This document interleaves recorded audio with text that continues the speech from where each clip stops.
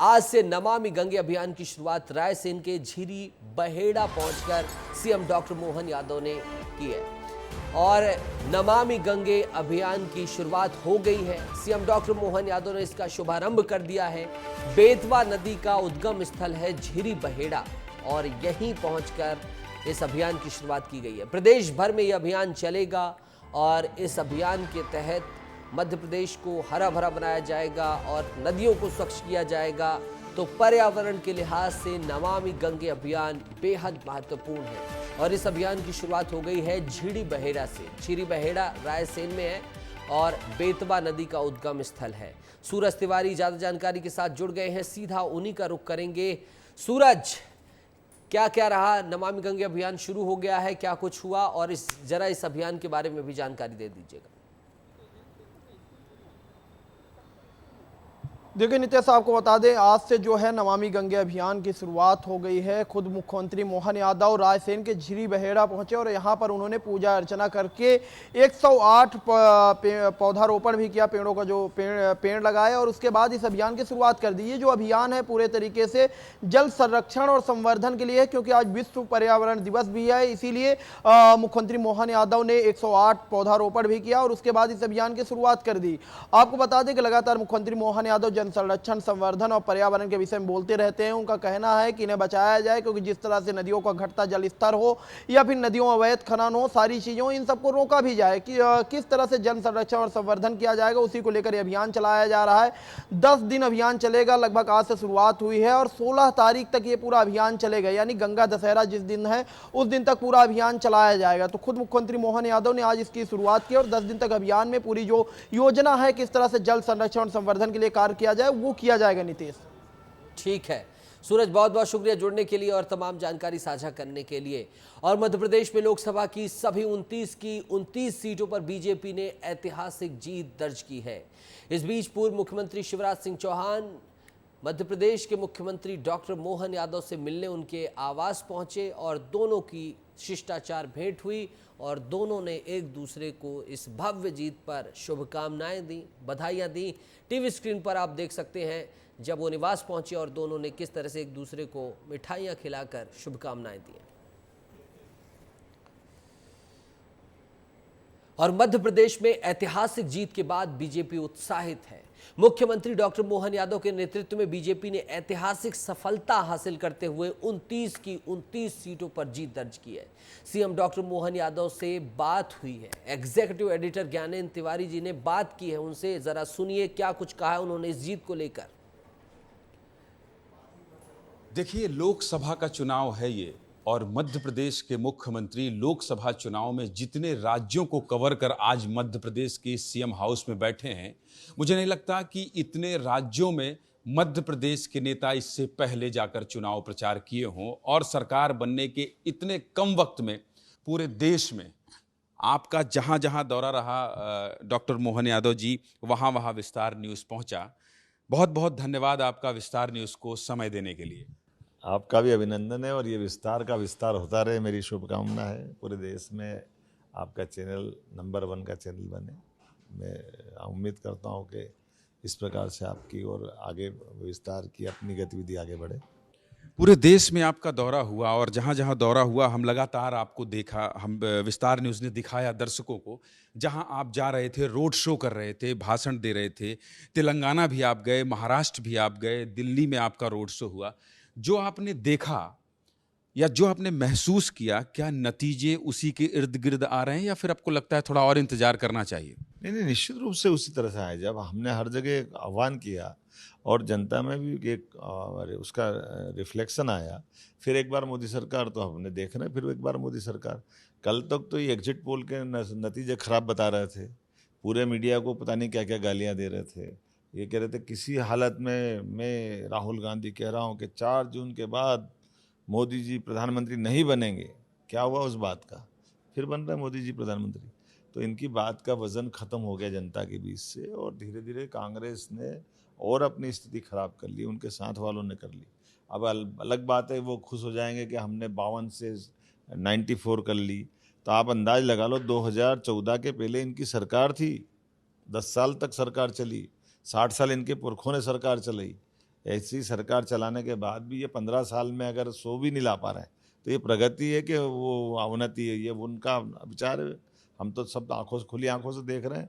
पहली बार यशस्वी प्रधानमंत्री श्रीमान नरेंद्र मोदी जी पूर्ण बहुमत के पूर्ण गैर कांग्रेसी सरकार अपनी बलबूते पर एनडीए सरकार बनकर के तीसरी बार शपथ लेने जा रहे हैं। डॉक्टर साहब, उत्तर प्रदेश और पश्चिम बंगाल, आपको लगता है जो फिगर था 400 का आंकड़ा दिया था बीजेपी ने, उत्तर प्रदेश और पश्चिम बंगाल आपको लगता है थोड़ा सा उम्मीद के मुताबिक नहीं मिले? यही खूबसूरती है कि कभी क्या मैं नहीं समझ सकता कि वहाँ क्या परिस्थिति हुई होगी, लेकिन ऐसा है कि सबकी सब सीट तो कभी जीत ही नहीं सकता ना कोई। लेकिन निर्वाचन की ये खूबसूरती है कि जो हमने कहा था फिर एक बार मोदी सरकार, तो दिख रही मोदी सरकार। लेकिन मध्य प्रदेश में आपकी मेहनत रंग ला रही है। 29 की 29 सीट, कमलनाथ का गढ़ भी, आप उनका की भी किला ढहाने में आपको सफलता हासिल मिल रही, इसको कैसे देखते हैं? खूब मेहनत की है आपकी टीम और आप लोगों ने। देखिए, हमारे सब कार्यकर्ताओं की सामूहिक मेहनत रहती है। मुझे इस बात का संतोष है कि मैं मुख्यमंत्री भले ही हूँ, लेकिन मुख्यमंत्री होने के साथ में हमारे सारे लोग टीम से काम करते हैं, संगठन काम करता है, और हम सब ने मिलकर के मेहनत की और इसका रिजल्ट आया। तो 29 की 29 सीटों की माला की बात जिसकी की जा रही थी, भारतीय जनता पार्टी संगठन के द्वारा तमाम पदाधिकारियों के द्वारा वो माला दे दी गई है मध्य प्रदेश के द्वारा। आगे बढ़ेंगे। पार्टी ने प्रदेश की 29 में से 29 सीटों पर परचम लहराया, कई बड़े रिकॉर्ड भी बनाए हैं। बीजेपी की इस प्रचंड जीत के चलते कांग्रेस के बड़े बड़े नेताओं को हार का सामना करना पड़ा है। खुद राजगढ़, छिंदवाड़ा जैसी सीटें भी कांग्रेस ने हारी हैं, जहां उन्हें लग रहा था कि जीत जाएंगे। इस प्रचंड जीत के पीछे स्ट्रेटजी भी रही होगी, रणनीतियां भी रही होंगी। तो चलिए जान लीजिए विस्तार न्यूज की रिपोर्ट में विस्तार से कि आखिर कौन सी वो स्ट्रेटजी थी, कौन सी वो रणनीतियां थी, क्या वो अहम फैक्टर थे जिसके कारण 29 की 29 मालाएं आखिरकार बीजेपी ने प्रधानमंत्री मोदी को पहना दी।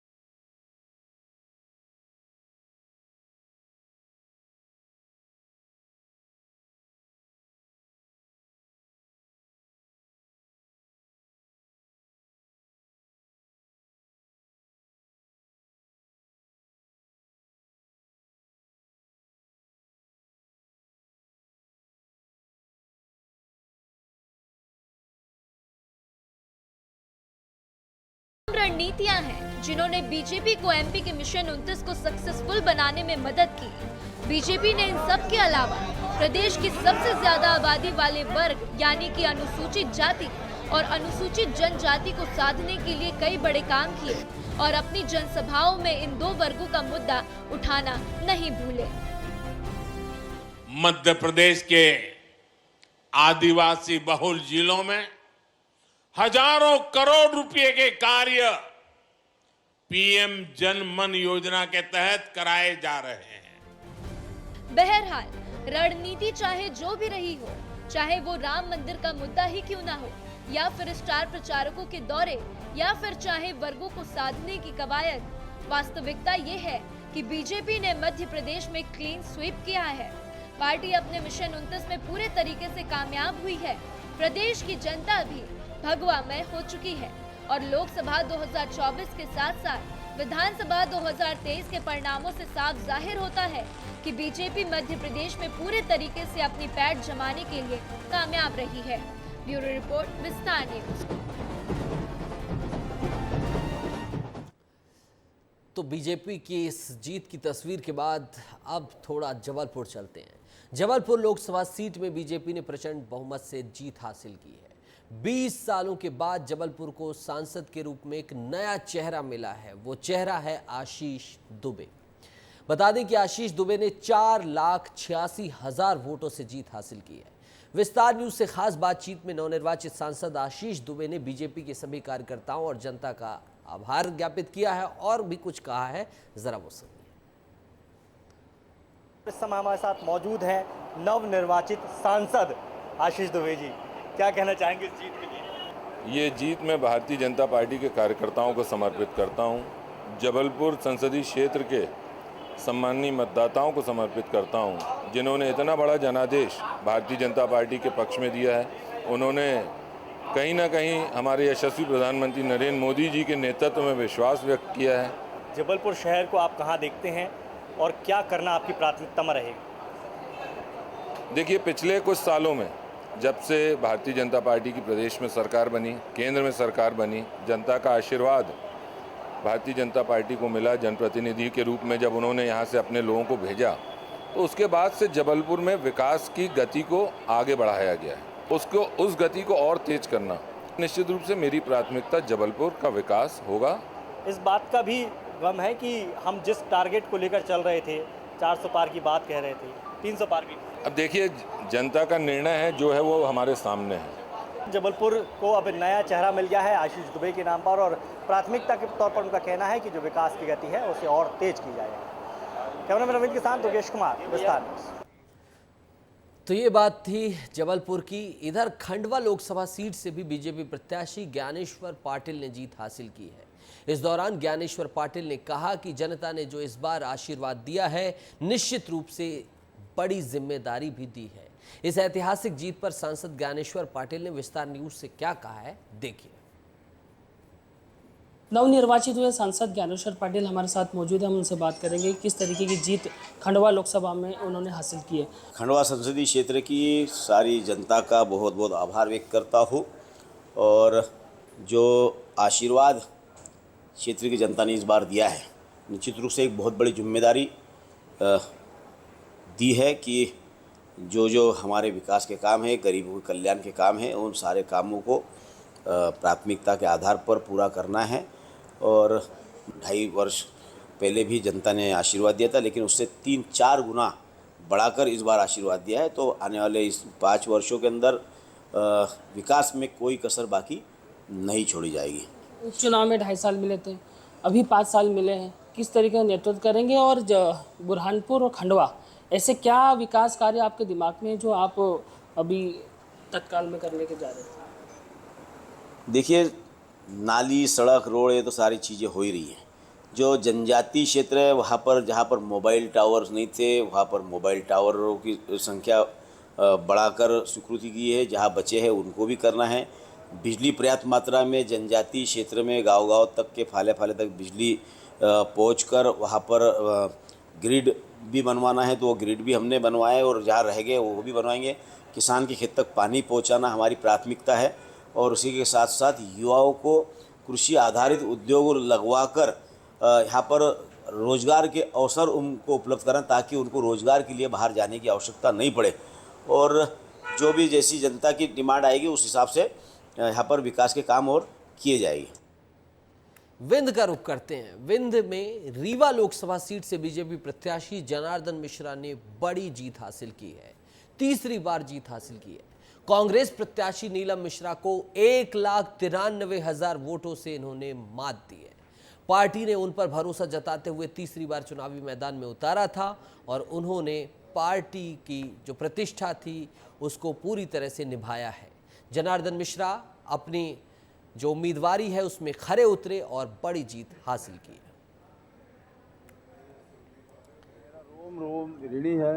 रीवा की जनता का।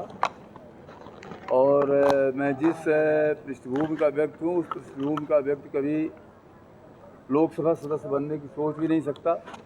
रीवा के लोगों ने 3 बार अपनी आवाज़ बनने का मौका दिया लोकसभा में। मैं चिर ऋणी हूँ, आजीवन ऋणी रहूँगा, मेरी पुश्तें ऋणी रहेंगी रीवा की जनता की।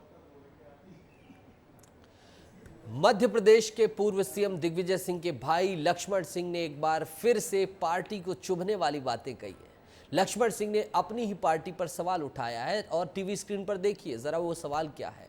उन्होंने कहा है कि एमपी में बीजेपी ने सभी 29 की 29 लोकसभा सीटें जीत ली हैं, एक तरफा जीत हासिल की है और अब कांग्रेस को इतनी बुरी हार के बाद का खा गा घा से शुरू करना पड़ेगा, यानी कि शुरुआत से शुरुआत करनी पड़ेगी।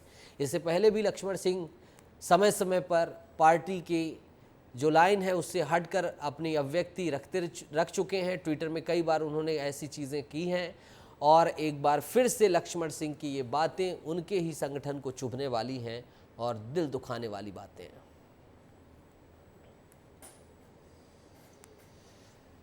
मध्य प्रदेश की एक सीट पर सबकी निगाहें थी, सबसे ज्यादा वो सीट थी छिंदवाड़ा और पूर्व सीएम कमलनाथ का बयान सामने आया है यहां पर हार के बाद। उन्होंने कहा है कि मध्य प्रदेश में केवल एक सीट की बात नहीं है, इतनी लंबी हार हुई है ये सोचने वाली बात है। इसकी हम समीक्षा करेंगे। देश में इंडिया गठबंधन के अच्छे परिणाम आए हैं, हमारे गठबंधन के परिणाम आने वाले समय में राजनीति को नया मोड़ देंगे। क्या कुछ कहा है कमलनाथ ने, जरा उसे सुनिए। समीक्षा करेंगे कि केवल एक सीट की बात नहीं है, कितनी लंबी हार हुई है, ये भी एक सोचने की बात है। पर देश में हमारा गठबंधन के अच्छे परिणाम आए। जो मोदी जी कहते थे 300 पार 400 पार, तो 240 पार और हमारे गठबंधन की अच्छी सीटें आई हैं। अब ये अगली आने वाले समय की राजनीति को एक नया मोड़ देगी। इंडिया सरकार बन रहा है कि सरकार अभी नहीं, अभी तो ये इनका गठबंधन है, गठबंधन से कोई हटता है तब सोचा जाए।